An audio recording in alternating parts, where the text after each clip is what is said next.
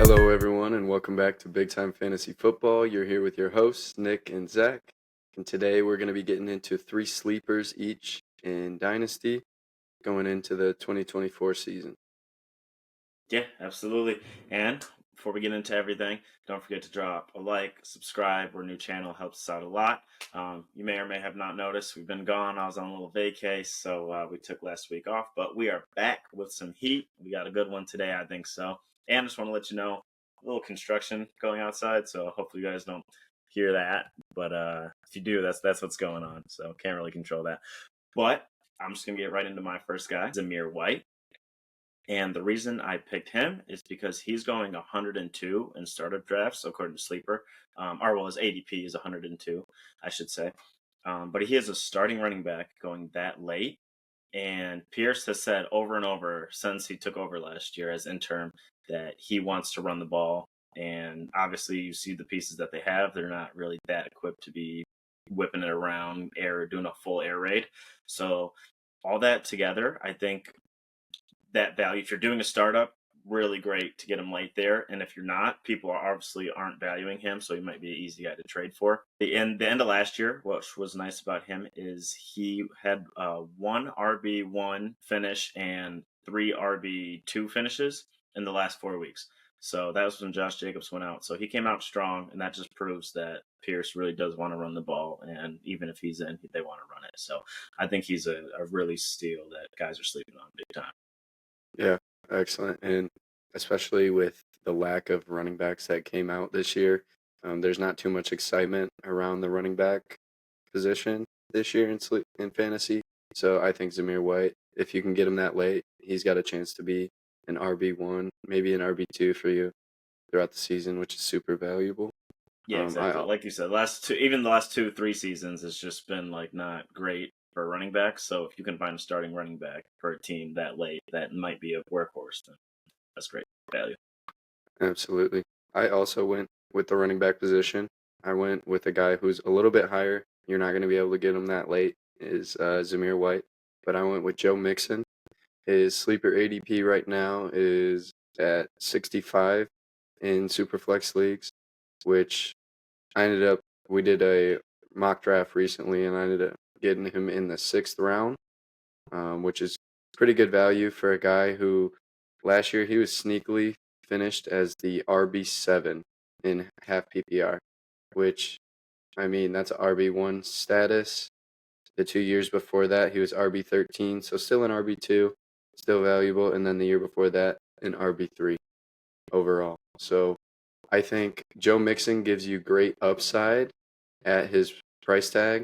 6th-round pick, you can still focus on other positions and get a decent starting running back in your lineup after doing that. And he goes from one good team, good offense in the Bengals, and he goes over and goes to the Texans, who is another great offense.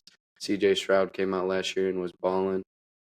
He likes to use his running back as a security blanket as well, which Joe Mixon is a good pass catcher along with being a good runner. So I don't think that I'm too scared about Dameon Pierce stealing into too much of his workload this next season, but I do like Joe Mixon a lot to finish as an RB1, maybe high-end RB2 this next year. Yeah, and the Texans had one of the least efficient running games last year. So I think this season will kind of prove if that was Singletary and Pierce or if that was the scheme.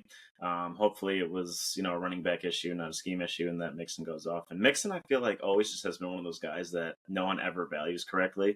Like people are just like either on the moon to him or like super low on him, and he kind of like slots in as like a pretty good guy. But I've always liked Mixon. So hopefully he can ball out in that high octane offense. He'll have a lot of chances to score. So hopefully that run game can get going for the Texans. All right. So my next guy, I went with a rookie here. I went with Isaac Garendo. So reason I went for him is that the Niners actually traded up to get him, and that Kyle Shanahan has one of the best run schemes in all of football. So when they're trading up to get a running back, he's had his misses, but if he's trading up to get a guy, it means he likes him, and hopefully he can ball out. He was a big riser in the combine. He's 221. He ran a 4.33. He had like a 41-inch vert, so he he was just dominating out there and just looked good at every single part that he did. And then another thing is just being behind Christian McCaffrey.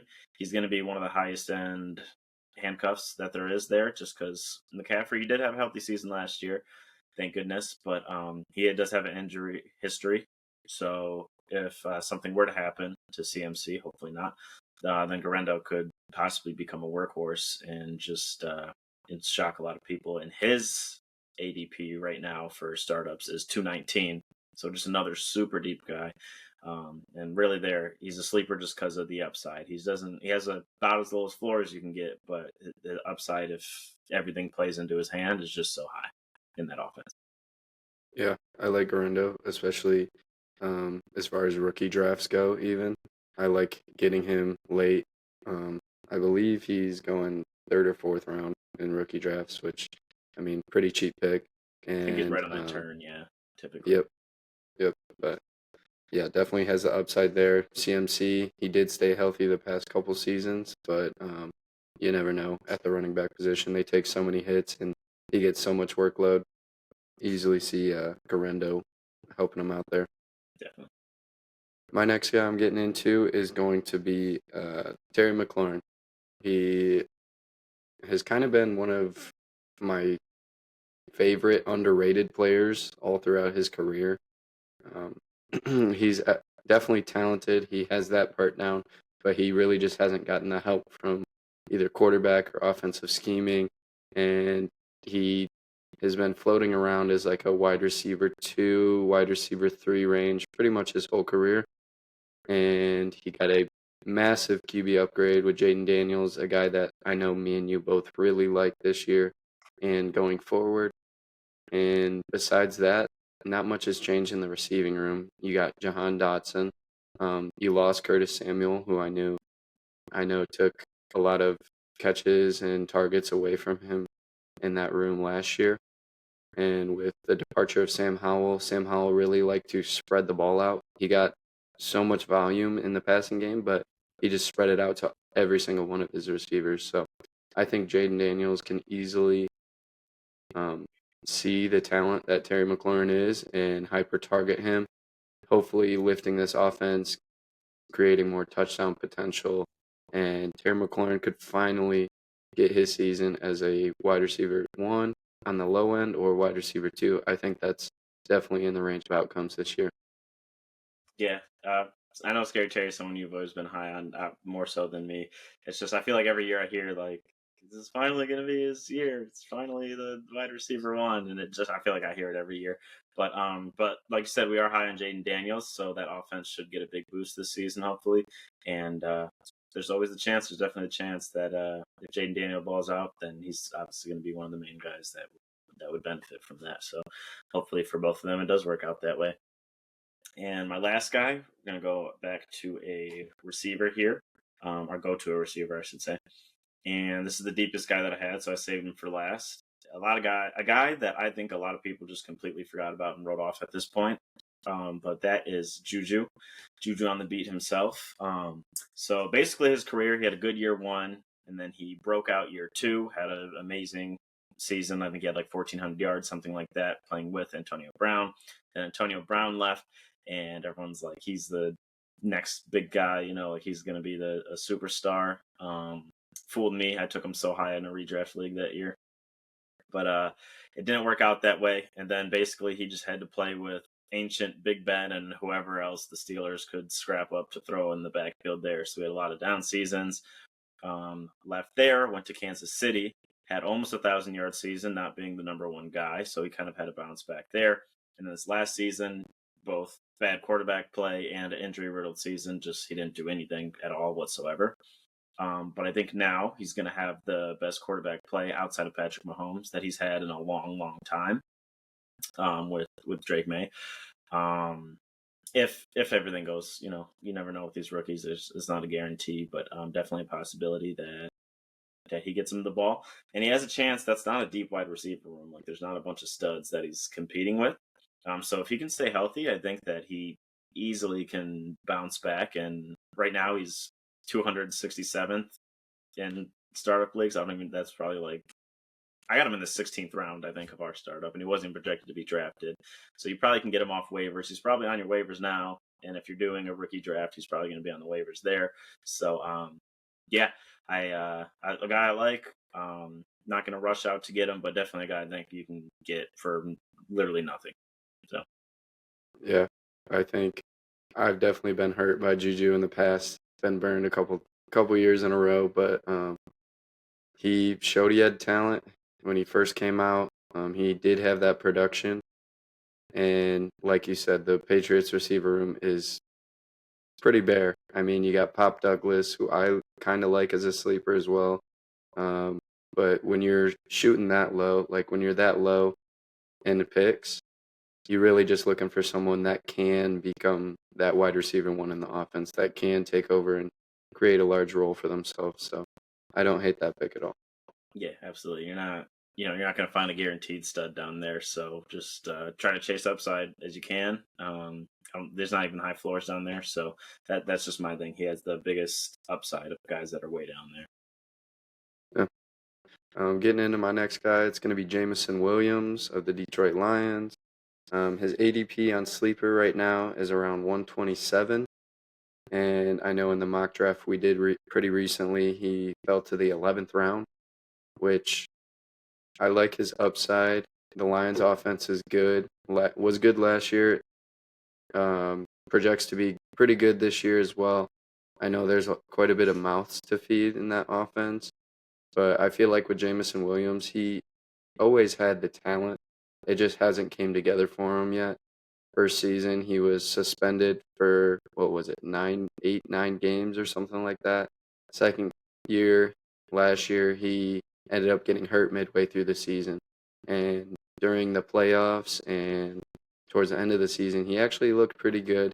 Started to get back up to speed, and they leaned on him a little bit in the playoffs. They do have Amon Ra there. They do have Sam Laporta to take away targets, but in that high volume offense that's going to be scoring a lot of points, I think.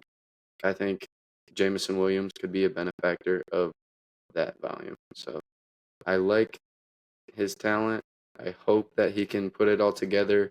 Hopefully, year 3 is his big year.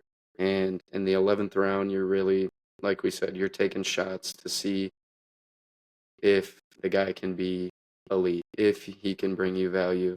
And I mean, even if he is like wide receiver 2, maybe up higher end wide receiver 3, 11th round pick, you're definitely getting your return on the value there. Yeah, for sure. And if I'm not mistaken, I think he missed half the first season with an ACL, and then got suspended season 2 for the gambling thing. Um, but he is a younger guy and part of a good offense. So if you can get a young piece and a good offense, then there's so much opportunity for his value to rise to where if you don't need him, even you can still trade him for higher. So I think I think his value is as low as it's going to be, so it's good to grab him. Worst case, you get what you got, you get what you paid for. But more than likely, his value will increase at least some. So a good deep pick there. Not something someone I was even thinking of for the sleeper, but it's a great pick on your end there for sure. Yeah, with any other random ones you thought of, kind of while you were searching? Um, Someone that I kind of alluded to, Demario Douglas, Top Douglas on the Patriots. Not much competition there in the Patriots wide receiver room. And then a guy that I told you about, one of my rookie sleepers, Brendan Rice. He ended up going to the Chargers.